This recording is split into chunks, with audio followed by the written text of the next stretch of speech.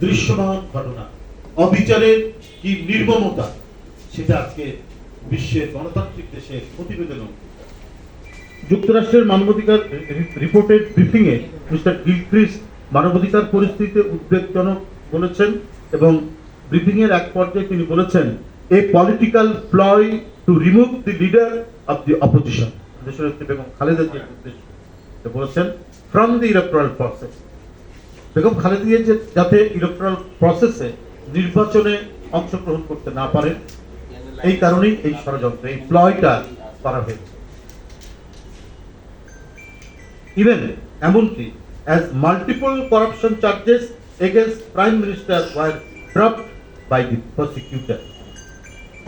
which 111 দেশনেত্রীর নামে 4টা মামলা দিয়েছে আর শেখ হাসিনার নামে 15টি মামলা।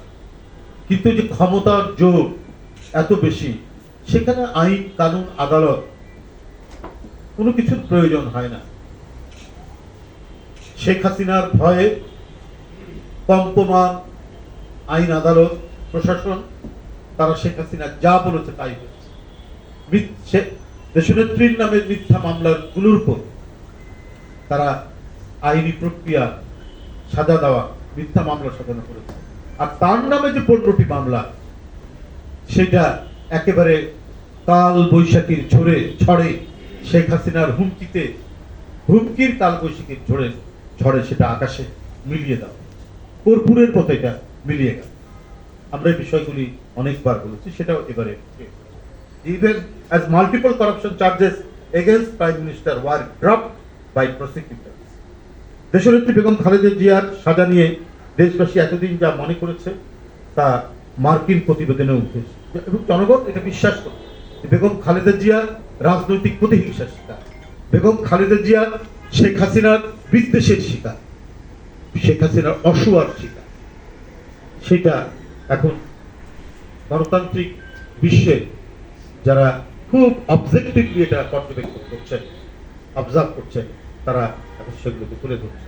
তা আমি প্রধানমন্ত্রীর দ্বারা আবারও প্রমাণিত হলো, ফ্যাসিবাদ প্রতিষ্ঠা পেলে বিরোধী শক্তি সহ গণতন্ত্র স্বীকৃত নাগরিক স্বাধীনতাকে নিশ্চিহ্ন করা যায়। আর আইন আদালত প্রবল প্রতাপশালী এক নায়কের নির্দেশপত্র মোতাবেক চলে, যেমন ভাবে শেখ হাসিনা ক্ষমতাসীন হওয়ার পরে নিজের মামলাগুলিকে নিরুদ্দেশ করেছে। আর বিরোধী দল দমনের বিপুল প্রচেষ্টা সার্থক করতে গুম, বিচার বহির্ভূত হত্যা ও ধারাবাহিক খুনের এক ভয়াবহ মানবাধিকার লঙ্ঘনের বাতাবরণ তৈরি করা। সুষ্ঠু ভোট, নির্বাচন, ভোটাধিকার কবরে সাহিত্য থাকে, ফ্যাসিবাদের উত্থান। প্রকৃত বিরোধী দল না থাকায় দামি জাতীয় সংসদকে